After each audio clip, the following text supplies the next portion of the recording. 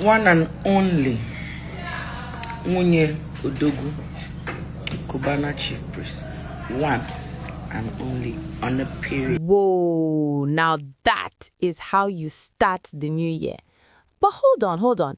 Before we dive into what just happened there, let me catch you up on the crazy weekend the internet just had. If you think that clip was wild, you missed a whole lot. This weekend, the internet was absolutely buzzing with boasts from around the globe. From Donald Trump, now back as US president, who gave Nigerians an unexpected Boxing Day announcement and also put out orders regarding Venezuela's president Nicolas Maduro, to heartbreaking news from the sports world, British-Nigerian boxing champion Anthony Joshua was involved in a serious car accident that tragically claimed the lives of two of his friends. Our hearts go out to AJ and everyone affected. Then we had Harrison coming online with a full apology to VDM and the public over allegations about a 600,000 naira recovery job that allegedly wasn't completed. The accountability conversation is real. So first of all, I apologize to everybody who have supported me in the past, all right? My silence was not intentional, all right? I won't say I intentionally kept quiet and not to address everybody, all right? But I said I won't speak about the case that happened in Awuchi, the case of the kidnapping, the man I went for in Awuchi, and then the wife was released, the man was not released. I won't talk about it to anyone, not on the media, not anywhere, until the man is released. That's when I will speak, and I believe that has been my stand, all right? But recently I've seen a very dark man came to social media to post about 2 or 3 cases, things that happened in the past, like 2022 below, that happened in the past, all right? Trying to bring it up to, because of what happened, this kidnapping case that happened. So fine, this one happened in 2022. Franklin, all right, he messaged me and said I should assist him for a land recovery in Owerri, all right? And cases I do for free for people are cases of indigent persons, people who cannot afford it. If you can afford, if you have the means to afford it, and you come to me for help, you have to pay for it. I've been doing that for people, and I've been achieving results. All right. So when he contacted me, I assisted him to get a lawyer. A petition was written, and then the case was started. Everything was going on well. Then, because I was going for election, I told him that I'm not going to be chanced. So he said, fine. I referred somebody to him, one Mr. Tony.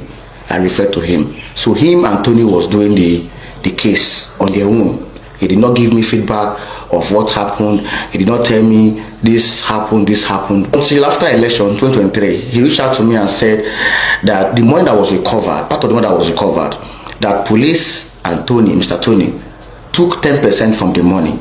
All right, and that he's not happy about it. I said, sometimes police, when they help you recover money, they collect 10%. It happen everywhere for Nigeria. Everybody watching this video can testify about that. But police help you to recover money. Maybe somebody is owing you anything. Sometimes they collect you money from you to give them something. All right, so he was angry that why will police collect money? I said, that's how they do it, you understand? But please, you and Tony should see how to resolve it. He said no, that he wants to refund the money. And I said, fine. Let me talk to Tony. So I spoke to Tony. Tony told me his own side of the story, that this is what happened, that the police collected the money and he transferred the remaining one to his account. That was what happened. He said, no, I should help him to get a lawyer. I said, okay, fine. I advised him. I said, the other way, how we can do it again is to file a civil suit at the High Court in Owerri, which he agreed. And I said, fine, since you want to make a case now, the money that you collected from Tony, possibly send it back to them. He accepted. So Tony brought account, the money was transferred back to Mr. Tony. I did not collect 1 kobo from that 4.4 million naira from this guy. That was what happened. I got a lawyer, I paid the lawyer. He did not pay 1 naira to the lawyer, I paid the lawyer for him. This was after my election. So the case was filed in Owerri, High Court in Owerri, and which he was present in the court, because then he was in Nigeria. He was in court with his brother. We went to Owerri, we filed the case. Then when the case was assigned to a judge, the lawyer called me and said, they have been calling Franklin to show the bailiff the address where they can serve but he did not respond. That was what the lawyer told me. So later I reached out to him. He said my brother that he was tired of the case, that the case was taking time, that I cannot wait again, that I should refund back the 4.4 million naira that he refunded back. All right, that is not ready to for the case again. I said, okay, fine. What you now do is to go and withdraw the suit that you have at the High Court. That took a lot of time. He didn't do that, and there was argument over that. I said, go and do that so that I can be able to talk to Tony and the people who are with your money to pay the money back to you. Then I reached out to Tony. Tony said that he heard that this same man, Mr. Franklin, settled with the man he had issue with, that he has to come and pay them for the services rendered. That was why the money was not refunded back to Mr. Franklin. So later, people were dragging me for debt. Some persons I borrowed money from, some persons who were in my business. My business crashed. I have a farmland in my community. I have a company registered, Heritage Processing, Anioma Gary. Some persons who gave me money for business, the business crashed because my farmland was taken by a company in collaboration with the government. They took the company and they destroyed the farmland, and they started planting a palm plantation. That was what transpired. So I was in debt. People were calling me out on social media that I was owing them. And then the Franklin also went on that trend where it was dragging me on the social media too. This was in 2023, after the election, heading to 2024. So, and I reached out to him. I said, this thing you are doing, you think is the right thing to do? I'm not the one that took your money. He was still calling me scam via on WhatsApp. Then a petition was written for him, submitted in Abuja. The IGP, the office of the IGP, submitted a petition to CP Delta State to act on. I was invited by the police. I went to the police station. The session is a general investigation. It's still CID Asaba. I wrote my statement. I think the Stoney was also invited. He made his own statement. And they said they will call me immediately Franklin arrives Nigeria. Nobody has ever called me to say this is how the case is going, or this is what Franklin is saying. So later I got a call last year from Barrister Deji. Deji also added me on conference call with Franklin that we should that Franklin reported the case, and I explained my own part to Barrister Deji, and Deji said because of my name and since I was the one who brought Mr. Tony, let us see how we can resolve it together. I reached out to Mr. Tony on this same matter. The man was very ill. The money cannot be able to provide the money any longer. You know, the man heard one thing, that since Franklin went behind to resolve with the man, that Franklin has to pay him some of certain money for his services rendered to him, because because of him that the money was recovered. So that was what transpired. So after I spoke to Deji, I also reached out to him on WhatsApp. I said, okay, fine, let me see how we can go. Let me talk to Tony and see. He was not even hearing it. He said, no, I mean, no, that I will pay the money. I said, there's no problem. Around October, I think 28, 29, Coco P reached out to me and said, Franklin messaged him and said I scammed him. I reached out to Coco P and told him what transpired. All right. Then I called, me and Franklin spoke on the phone, and we agreed. I said, okay, fine, I'll be paying you. Let me be the one to take care of this debt that Mr. Tony is paying, because all this while you will be the one you have been dragging everywhere. So let me start paying you monthly. So this was October. The first month was supposed to be November. I paid him 500,000 naira. He did not complain. Second month was December. I paid him another 500,000, making it 1 million naira. And the third month was supposed to be in January. I'm supposed to pay him another 500,000 naira. And then suddenly this whole issue started again. This whole cases that video started posting about this kidnapping issue.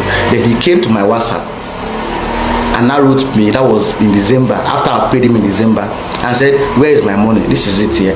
And I said, bro, it's January. The payment is January, you know. So suddenly I saw VDM posting about it on the social media. That was what happened between me and Franklin on this one. And then, after all the speculation, all the mystery, VDM finally revealed his girlfriend's face to the world. Yes, you heard that right. And I'm just sitting here thinking, Jojo of Lagos, the Ratel Queen, how are you feeling? Because the whole internet was shipping those two after all that back and forth online. Amidst all of this weekend chaos, one video started trending hard. And when I say hard, I mean it broke the internet. Remember that woman from the beginning? Let's talk about her properly now. That's Angela, wife of celebrity entrepreneur Cubana Chief Priest. And she just kicked off 2026 with a message that has everyone talking. In her New Year Instagram post, Angela made her position crystal clear. She's telling any woman with eyes on her husband, I am the one and only wife. No leave, no transfer. She's basically saying, you can wait all you want, but you only grow old waiting because this wife is not going anywhere. Ana Mayak. Ana Doyado. Oh dear. For better, for worse, till death to us. But any incoming, you're wasting your time because it will never happen. Sorry. I'm on a long time. No leave, no transfer. On a peak. So if your mind is there, come on, body, you're wasting, go old. They wait. I beg our Igbo brothers and sisters, I need una help. What exactly did she say in that part? Drop the translation in the comments because the energy was definitely giving I said what I said vibes. And there you have it. What started as Angela's New Year boundary message has turned into a full public conversation that's got everyone weighing in. This situation shows us the complicated reality of navigating personal matters in the public eye, especially when allegations, children, and marriages are involved. Both women have made their positions clear, and both feel they have valid reasons for speaking out. So, EnoseTV family, what do you think? How should situations like this be handled? Should these conversations be public or private? And again, our Igbo brothers and sisters, we're still waiting on that translation. Drop your thoughts respectfully in the comments. If this breakdown helped you understand the full story, hit that like button, share with someone who needs to catch up, and subscribe to EnoseTV, where we bring you thoughtful commentary on entertainment, lifestyle, and culture. We'll keep you updated as this story develops. Stay informed, stay engaged, and we'll see you in the next one. Your sexy reporter, Z.